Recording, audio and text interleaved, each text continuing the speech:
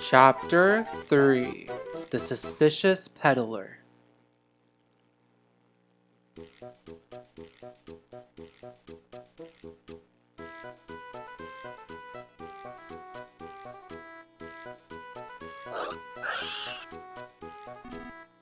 Alright, monkey, listen up.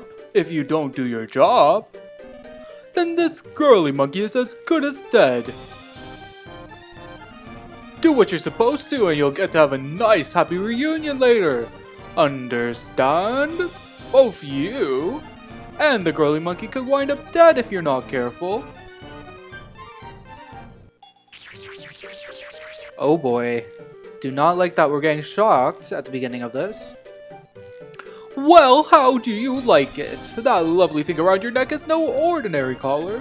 It's so advanced that even if you ran to the ends of the desert, punishing you would still be a snap. Come to think of it, monkey, you don't have a name, do you? You're going to need one from here on out. I hope you can come up with something cute. No way! A monkey who will endure anything for his girlfriend. This monkey's name is Salsa, and he is our protagonist for Chapter 3.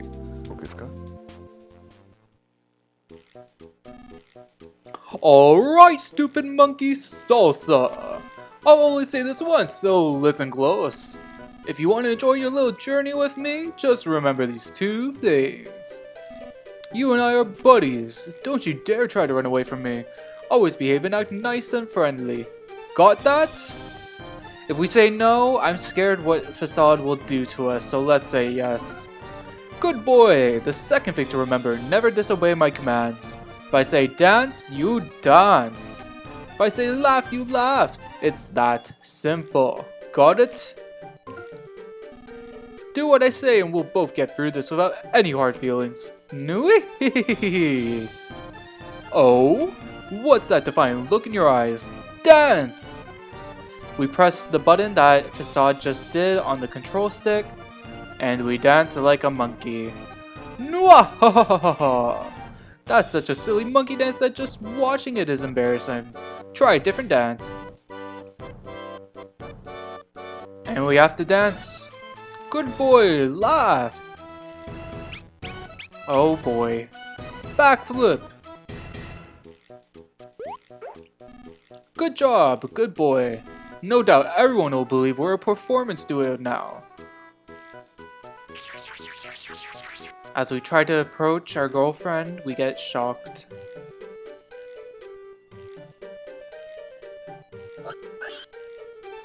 And she's taken away with the rest of the pig mass.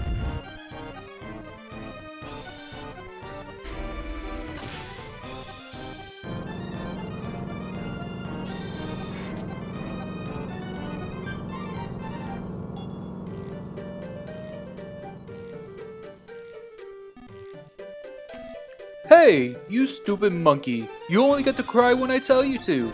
No crying on your own. It's punishment time. He's starting to sound like Monokuma. I know this game came out first. Hey you, quit sleeping on the job. Alright, listen. There's a white round building west of here. We're going there. You wound up being taken with Fassad. Well, it seems we finally have confirmation that the suspicious peddler from chapters 1 and 2, who we now know is Fassad, has been working with the Pigmask all along. Hey everyone, K-Plum Games here, and welcome to another episode of Mother 3. In the last one, we made it to the top of Oso Castle in aims of finding the Egg of Enlightenment, also known as the Hummingbird Egg. This time, we are in some sort of desert playing as Salsa, who has somehow been roped into the Pigmask and Fassad's nefarious plans. Let's head onwards. This is not a good situation to be in, but I'm sure we'll get through it. So starting off, Salsa is very weak when you first get him. I believe he's only like level 2 or 3. And just like most of the other characters, he does have something that sets him apart. He has monkey tricks. This is basically his version of Duster's thief tools, but unfortunately Salsa's are a lot less useful. We have apologize, make laugh, monkey mimic, and dance. Let's try apologize. Salsa apologized profusely. And the dung beetle didn't care. The good thing about our party right now, though, is that we have Fassad in the back who can actually do a lot of damage, and he's going to be carrying the weight for most of this early part of the chapter. So as you saw from that dung beetle, we got some dung that it dropped, and that's actually going to be important for collection purposes, and I'll show you why in just a little bit. So let's fight some more of the dung beetles. Yep. And as you can see, Fassad just does most of the damage for us. We got some more dung. What's in this item box here? We got some beef jerky. Alright, that's going to be good for healing up later if we need to. And yeah, so starting off with this chapter, I want to just kind of go into some of the naming schemes that I seem to be doing. It's kind of become a running trend that I end up doing that with all the new characters we come across. And it turns out that Salsa was only level 1, because we just reached level 2 there. But anyways, so Salsa's name in Japanese is actually a play on Sarusa, which is the Japanese word for monkey. So that's like what his name was in Japanese, and that's kind of like the sort of pun they were going for. And it's just like a little reference that they did there. That's kind of like a play on words. And the translation to salsa for here in North America for the localization is just kind of like a similar name to what it was, but it doesn't have the same original intent of being a pun. Here we have the sand lizard. And I can't do this combo song very well. It's very hard for me for some reason. Let's try to make the sand lizard laugh. Salsa performed a headstand. The sand lizard is cheering. So that basically immobilizes the enemy. And we get to level 3 already. Okay, not bad. And some nut bread. That's always nice to have. Let's fight some more dung beetles, and I'll cut out this battle. So, while Salsa's name in Japanese is a play on words for the word for monkey, his English localization name actually has like a little interesting nod in and of itself. You can see the sand lizard there ate the dung beetle, which is interesting. Let's get the combos. Okay, we didn't. But Salsa, his girlfriend, who we met at the beginning of the chapter, her name is what is her name? Her name is Samba, which Salsa and Samba, not only do they sound similar and kind of have like a similar naming scheme, but also just the fact that they're both types of dances. So not only are the names similar, but they're also named after types of dances. So that's like a little interesting note to make mention of when it comes to talking about their names. And somehow I got 11 hit combo while talking. That usually does not happen. Alright, moving on. So how much dung do we have in our inventory already? 4. Okay. So I'm going to show you what the dung is useful for. I want some dung. Haha, get it? Want some dung? I don't have any dung to roll, so I'm not a true dung beetle. I'm so sad. If you ever happen to come across some dung, please bring it to me. I'll always be here, so please bring me some. So we can trade in the dung that we get from those dung beetles. And by doing that, we get some experience. So there's a few different types of dung you can get. The normal dung just gives you 5 experience points, but you can also get a rarer dung, which gives you 10 experience points and 50 experience points respectively. So yeah, whenever you get dung, just kind of make sure you turn it in here to get some free experience. The beginning of this chapter is really just about grinding and getting levels, so just try to make sure you do that. Alright, we're getting more experience, and I believe this is the last dung we have, so we'll trade this in and then we'll head onwards. Want Some Dung is a very clever name. Obviously a play on words for Want Some Dung. Definitely an interesting name there. And I'll fight these enemies. The sand lizard has been slain! And let's get this item box here. We got some nut bread. Nice to have for sure. And let's move on. I will not say the Xenoblade line, even though I'm very tempted to. What is in this item box here? A luxury banana? Oh, that's a luxury banana. Hey, you stupid monkey. If you think you've earned that luxury banana, then you better think again. Give me that.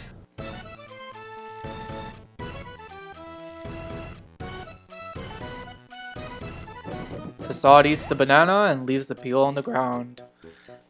You gave up the luxury banana, unfortunately. So, if we run into this banana peel, we slip and fall on our face. Very unfortunate there. So, I think one of the most pressing things to talk about when it comes to this chapter is, the potential problems with it, I think is the best way to describe it. Yeah, so, when I mentioned previously about how the game would probably have a lot of issues coming out in North America because of some of the contents of the game, this chapter in its entirety is one of the many reasons why Mother 3 might never see a localization. And it's because it depicts a lot of animal abuse. Even in that battle, Salsa got confused and Fassad used a Punisher to snap him out of his status element. So, it's kind of not the best subject matter, and it's one of the many reasons why the game is probably never going to get localized. Which is, like, unfortunate, but I definitely understand why they wouldn't want to bring attention to that. Sand lizard attacks. Like, all of the shocking that Salsa gets and all of that, it's not very good depiction. Let's use Nutbread to heal up. And we got some bug spray from that chest there. Let's head north here. And we see a frog in a whirlpool. What is he doing trapped in there? So dizzy, help me, ribbit! And we see a great antlion. Very easy way to win this battle is just the bug spray the great antlion. Boom! And there you go. 27 experience, and we get a flea charm. That is really good to get. All that spinning and dizziness actually started to feel kind of nice after a while. Thanks for saving me when I needed help. Anyways, while we're at it, save your game? No, I don't currently need to save. Oh, I see. Well, please be careful out there. Give my regards to the next frog you meet. What does this sign say? Frogs in the desert is actually not as crazy as you might think. Some species of frogs, such as sand frogs, do exist in arid desert regions like Africa. During seasons with little to no precipitation, these frogs burrow into the ground to protect themselves from the harsh, dry climate. So this sign here always kind of stood out to me. The fact that they make reference to Africa on that sign is interesting, because that would imply that Mother 3 and the Nowhere Islands somehow take place, like, somewhere on Earth. Which leads to a few questions. If that's the case, where are the Nowhere Islands on Earth? Are they literally just like a little miniature island that nobody knows about? And if that's the case, how has nobody like made contact with them yet? Like from other societies? I don't know, it's interesting to think about. The fact that they mention Africa there is it's an interesting little, I don't know, it's a little detail that I found kind of like weird at first, but I guess that kind of confirms that this game takes place in the real world, in Earth, somewhere. It's interesting because Earthbound, the prequel to this game, definitely does take place on Earth. Like, the game is based off of North America, specifically America. And we got a flea charm. I'm gonna equip that. Yeah, like, the world in Earthbound, it's known as Eagle Land, which is literally a direct parody of America. Great Antlion, we got the back sprite. Let's try making it laugh. It didn't work. Yeah, so Earthbound is definitely takes place in the real world, but it's interesting that this game does as well. Yay, Great Antlion is cheering. With what arms, I don't know. And Fassad threw a bomb. Not bad, not bad. Alright. Yeah. I guess there's frogs in Africa, though. In the desert. That's pretty cool, I guess. Do we get any more dung? No, we just have nut bread. Do I need to heal up? Yeah, probably. And if we head all the way down through here and up this passageway. Alright, we got some more nut bread from killing that sand lizard, and let's head north. And we see a little screen here with some dung to pick up. If you just want a quick, easy way to grind, leaving the screen and coming back, you can get dung. And you can actually get quite a bit from this. And just taking this back to the dung beetle, want some dung. It's just a really quick way to get experience. So I'm going to just head over back to want some dung so we can trade in all of the dung we just collected. Okay, so on my way back to turn in the dung, we actually got an ancient banana from one of the Sahara Law. I don't even know how to say that name. The Sarasarasarasala, something like that. You can get ancient bananas from that, and they're actually really useful. We are back to want some dung, and we are going to turn in our dung because obviously want some dung. Haha. Alrighty, we have traded in all of the dung that we collected, and Salsa is now level 8, which is really good for us. I believe now that Salsa is level 8, we can actually move on from this area. I think we're strong enough to do so. I hope, at least. And yeah. Alright, let's move on. And head over here, because this is the last part of the desert we haven't explored yet. We get a running bomb from that chest there. What do you expect, cowboys to talk or something? Haha! Oh, that's funny. I like the humor in this game. Let's head north. And we're gonna skip the dung beetles because we don't really need to fight them. And we're gonna check this present here. We got Aquarius Band. That ups our defense quite a bit. And we have a few healing items, which is good. We're gonna want to keep those. And let's head into this territory with this cactus dog looking thing. Listen, monkey, that's a Cactus Wolf, the meanest thing in the desert. But we can't get inside with him standing there. Go beat him up. Lose and I'll have an extra serving of punishment ready just for you. Oh boy. We're fighting the Cactus Wolf. So, if you got any ancient bananas like I did, I would recommend using them on this fight. You throw an ancient banana, the Cactus Wolf slipped violently and does 49 damage. And one good way to actually win this fight is just to mimic the enemy. It's basically like using counter in Pokemon. Or mirror move rather. And you just like return whatever damage the enemy does to you back to them. So it's actually a pretty good strategy. Cactus Headbutt. We headbutt you back. And definitely try to stay in good health in this fight, because it's very easy just to get like smash attacked killed if you're not careful. Cactus Headbutt, we mimicked it. Fassad does a bum rush. Let's use another nut bread. Stay healthy, it's definitely a good idea in this fight. Monkey Mimic. Boom, damage back to you. Fassad does damage. I honestly feel like we're back in chapter 1 because we're a low level, the enemy's a low level. It's just a lot of like strategic plays with the little resources that we have. Cactus Wolf did another headbutt. Gosh, I don't want to use any of my beef jerkies, but I feel like I have to.